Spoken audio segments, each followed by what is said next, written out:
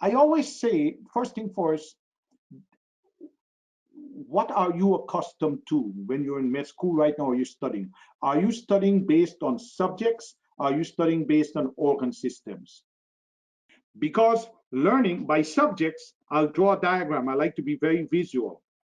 This is by subjects. This is your start, and this is your finish. So there is physiology, there is pathology, there, etc., etc. They're going what I call vertically. Organ system is going like this. So it's going up, but horizontally. Now, if you're not accustomed to that, don't change it now because it leads to a lot of problems. Right now, continue doing it subject matter. That's my advice. So do physiology, do pharmacology, do etc. each subject. All right. Now, when do you integrate? When do you integrate it?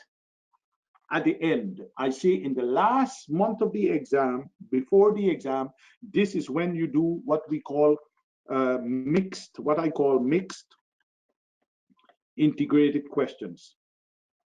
So in other words, you are going to do organ system, not by reading it, organ system, but through the eyes of questions, through swimming, through application.